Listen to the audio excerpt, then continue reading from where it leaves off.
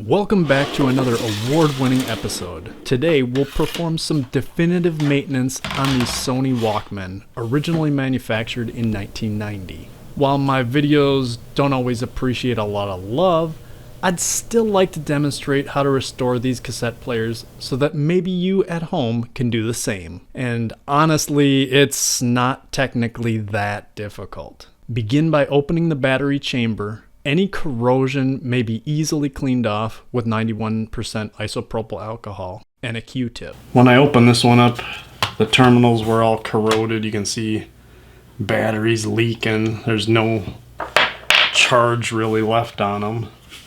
Popping in a couple new batteries, I found it played okay, but definitely slower. So that's something that we can address in actually a couple of different ways. You should be able to spot a little tab here. That's the first and easiest tab to undo.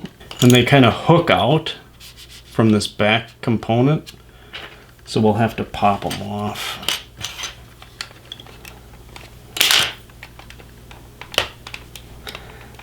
Now so you can kind of slide it in there and then pop it up. I think it's very easy to imagine that some of these tabs will get broken off.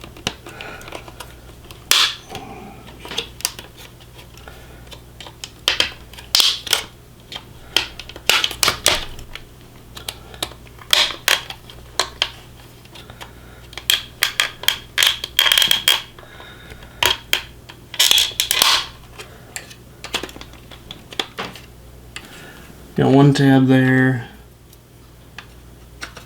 tabs on either side here, one over here.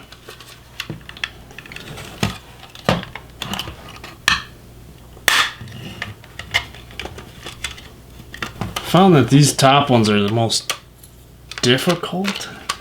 It's important to relax, stay patient, and take your time when releasing these mounting tabs, as this is definitely the most difficult part of this procedure.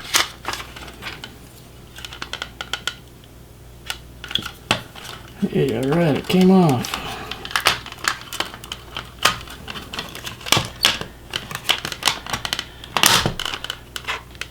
There we go. You can see those tabs at the top, and then a couple at the bottom. Okay, good. That is way too loose. It's like it even wobbles the other side. That's how weak it is. Both of these can be switched out. And they're both actually the same size belt, even though it's like an optical illusion type thing. I want you to take a closer look here. The top belt runs from the silver motor to the large copper flywheel, while the bottom belt runs along a lower track on that same copper flywheel and drives the white plastic flywheel in the center of the unit. Good. Okay, simply lift off that top belt.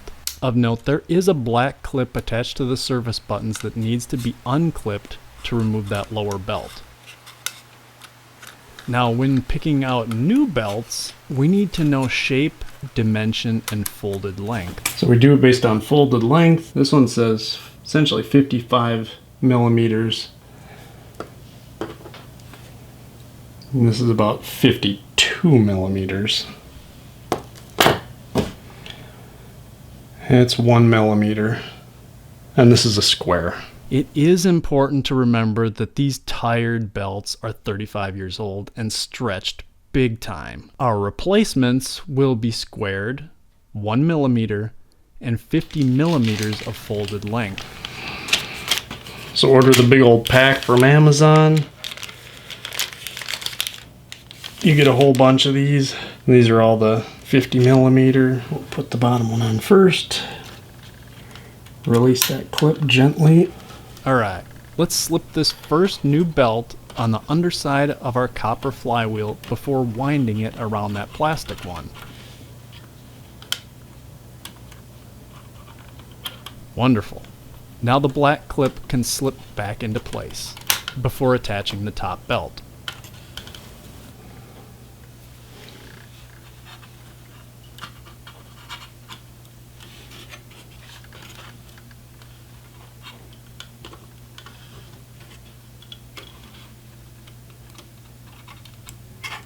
can see so much tighter.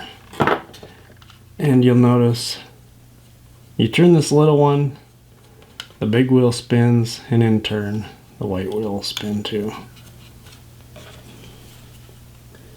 That's the way it should go. So sometimes, have you ever noticed when you are turning this, sometimes you hear it crackling? It's because there's a little bit of oxidation in there. So I'm going to take electronics cleaner and just blow it out a little bit. Now this is just a cleaner. I also like to finish off using deoxit, which is a combination cleaner plus lubricant. And then we'll work that in. It's a little over here, that's fine. We'll just clean it up. No big deal. Next, let's lubricate any rotating knobs, including the volume and tuner, with a single droplet of 3-in-1 oil. Liberally spin those knobs and then wipe off the excess with a Q-tip.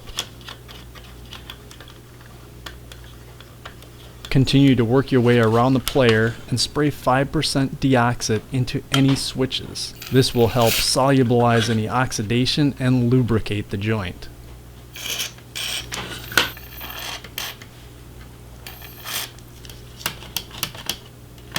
Finally, let's move on to the tape deck. That silver piece right there, that is your linear audio channel, and you do want to clean that with some isopropyl alcohol. Sometimes you'll notice a brown stain in the center that will distort your audio or dampen your audio. So by the time you're done, it should be very shiny. Last thing I want to do is clean what's called a pinch roller, and we're going to use some belt dressing here. I'm going to warn you, this is going to be another one that's pretty difficult to see. See that piece that comes up? That's your pinch roller, and what we want to do is clean that off. And just like the name alludes, it is it's gonna roll, so you want to clean all 360 degrees of it. Because it's so difficult to pull apart, what we want to do is loosely put this back together and test it. Now, alternatively, if you have a 3-volt DC power supply, you can just plug it in there and you don't have to do this monkey business. But I don't have that. So, put it halfway together.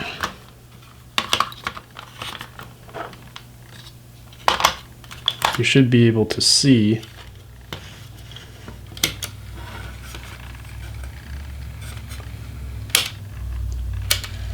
that we got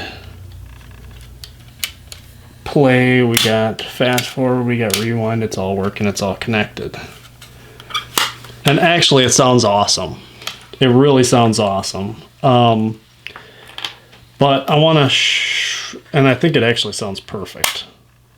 That being said, I want to show you what to do if it happens to not sound good or not sound like you remember it. With the other unit that I was working on, I put it all back together, changed the belt, snapped it all in place, and it came back sounding slow. Thinking that the belts would fix it was just wishful thinking. One thing that you can adjust is this potentiometer. This potentiometer feeds power into the motor, and so if you turn it clockwise, it's gonna feed the motor less power and run the tape more slowly. And if you turn it counterclockwise, it's gonna feed more power to the motor and it's gonna speed up the motor. All right, this thing's done. I'm freaking stoked, man. We got 2 good ones working again. 2 Walkman working. This is wonderful. So simple. We just go around the edges, gently snap it into place.